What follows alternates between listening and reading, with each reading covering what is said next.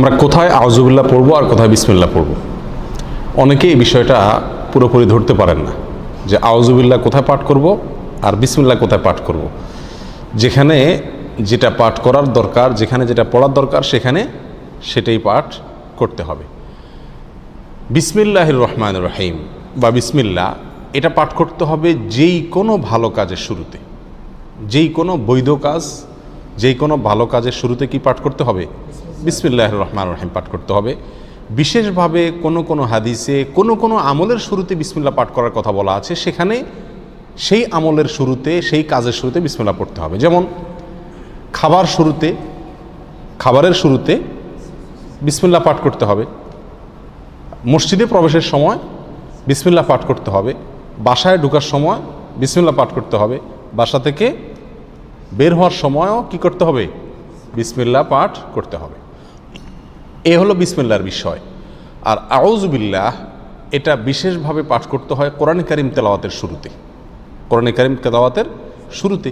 আর কোরআনে কারীম তেলাওয়াতের শুরুতে আউযুবিল্লাহ বিসমিল্লাহ উভয়টা পাঠ করব, নাকি শুধু আউযুবিল্লাহ পাঠ করব, নাকি শুধু বিসমিল্লাহ পাঠ করব, নাকি এক এক জায়গায় পাঠ করব?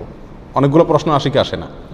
এটার উত্তর হলো, যখন আমরা কোরআনে কারীমের তেলাওয়াত শুরু করব, সেটা নামাজে হোক, নামাজের বাইরে হোক, যে অবস্থায় হোক না কেন, যদি আমরা কোরআনে কারীমের তেলাওয়াত শুরু করি তাহলে আউযুবিল্লাহ পাঠ করতে হবে, আউযুবিল্লাহ পাঠ করতে হবে। অনেক উলামায়ে কেরামের মতে ওয়াজিব, অনেক উলামায়ে কেরামের মতে সুন্নাত। আল্লাহ সুবহানাহু ওয়া তাআলা সূরা নাহলের 98 নম্বর আয়াতে ইরশাদ করেছেন, ফাইদা ক্রাআতাল কুরআনা ফাস্তাইজ বিল্লাহি মিনাশ শাইতানির রাজীম। সুতরাং যখন তুমি কোরআন পাঠ করবে তখন তুমি বিতাড়িত শয়তান থেকে আল্লাহর কাছে আশ্রয় প্রার্থনা করবে, অর্থাৎ আউযুবিল্লাহি মিনাশ শাইতানির রাজীম পাঠ করবে। এটা হলো যখন কোরআন তেলাওয়াত করবে। তাহলে আমরা নামাজে যখন হাত বাঁধবো, হাত বাঁধার পরে সানা পড়ব, এরপরে আউযুবিল্লাহ পাঠ করব, কারণ আমাকে সূরা ফাতিহা পড়তে হবে, সূরা ফাতিহার পরে আরও সূরা পড়তে হবে। সেজন্য আমাকে শুরুতে কি পড়তে হবে? আউযুবিল্লাহি মিনাশ শাইতানির রাজীম পাঠ করতে হবে। এটা সুন্নাত। এটা হলো যে কোনো কোরআন তেলাওয়াতের শুরুতে। আপনি যে কোনো মজলিসে একটু কোরআন তেলাওয়াত করতেছেন, আপনি একটা কোরআন আয়াত কোনো এক জায়গায় তেলাওয়াত করতেছেন, এমনি কোরআন খুলে তেলাওয়াত করতেছেন, যখনই আপনি কোরআন তেলাওয়াত করবেন, সেটা নামাজে হোক, নামাজের বাইরে হোক, আপনাকে কি পড়তে হবে? আউযুবিল্লাহি মিনাশ শাইতানির রাজীম এটা পড়তে হবে। আমাদের দেশে বেশিরভাগ মানুষ আমরা কোরআন তেলাওয়াতের শুরুতে বিসমিল্লাহটা খুব গুরুত্ব দিয়ে পড়ি। মাশাআল্লাহ, বিসমিল্লাহ পড়ে কি করি? তেলাওয়াত শুরু করি। আউযুবিল্লাহ বেশিরভাগ মানুষ তেলাওয়াতের শুরুতে আমরা পাঠ করি না, অথচ তেলাওয়াতের শুরুতে বিসমিল্লাহর চাইতে আউযুবিল্লাহর গুরুত্ব বেশি। আউযুবিল্লাহ পাঠ করতে হবে। তেলাওয়াতের শুরুতে কি পাঠ করতে হবে? আউযুবিল্লাহি মিনাশ শাইতানির রাজীম পাঠ করতে হবে।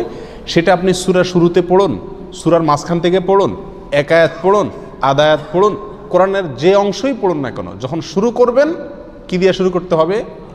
আউযুবিল্লাহি মিনাশ শাইতানির রাজীম, এটা দিয়ে কোরআন তেলাওয়াত শুরু হবে। বিসমিল্লাহির রহমানির রহিম এটাও কোরআন তেলাওয়াতের সময় পড়তে হবে, কিন্তু কখন সেটা?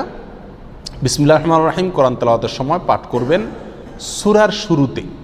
কিসের শুরুতে? সূরার শুরুতে। সূরা তাওবা যেটা 10 নম্বর পারায় আছে, এই সূরার শুরুতে শুধু বিসমিল্লাহ নাই, সেখানে আউযুবিল্লাহ দিয়ে শুরু করবেন যদি ওখান থেকে তেলাওয়াত শুরু করেন।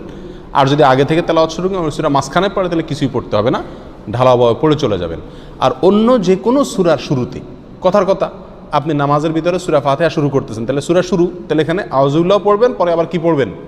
বিসমিল্লাহ পাঠ করবেন। আপনি সূরা ইয়াসিন তেলাওয়াত করতেছেন, তাহলে ইয়াসিন ও কোরআন হাকিম পড়ার আগে আপনি কি পড়বেন? বিসমিল্লাহ পাঠ করবেন। আর সেই পাঠটা যদি আপনার একেবারে শুরু হয়, অর্থাৎ কোরআন খুলে ওটা শুরু করেন, তাহলে দুইটাই পাঠ করবেন, কারণ শুরুতে সেই হিসাবে আউযুবিল্লাহ, আবার সূরা শুরু সেই হিসাবে বিসমিল্লাহ। কথাটা কি বুঝাতে পারছি? আর যদি আপনি মাঝখান থেকে এক জায়গা থেকে খুলে পড়তেছেন, সূরার মাঝখান থেকে, তাহলে আপনার কি পড়তে হবে?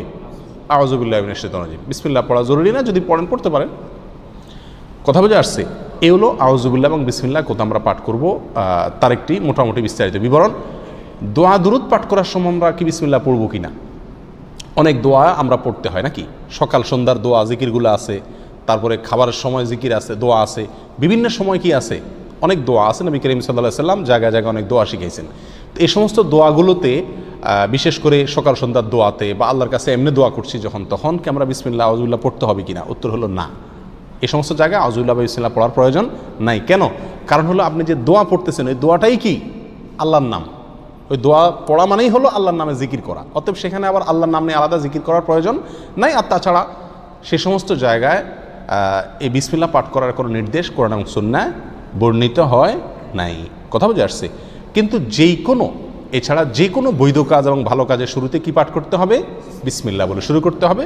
হাদিসে আসছে নবী সাল্লাল্লাহু আলাইহি ওয়াসাল্লাম ইরশাদ করেছেন, কুল্লু আমরিন যী বালিন লাম ইউবদা বিবিসমিল্লাহি ফাহুয়া আবতার ওয়া ফি রিওয়ায়াতিন ফাহুয়া আকতা। যে কোনো কাজ যদি তার শুরুতে আল্লাহর নাম নেওয়া না হয়, বিসমিল্লাহ বলা না হয়, তাহলে কাজটা অপূর্ণাঙ্গ থেকে যায়, ওটাতে বরকত থাকে না, কল্যাণ থাকে না। এই জন্য যে কোনো কাজের শুরুতে কি পাঠ করতে হবে? বিসমিল্লাহ পাঠ করতে হবে, যদি সেটা বৈধ কাজ হয় অথবা যে কোনো ভালো কাজ হয়। আল্লাহু আলাম।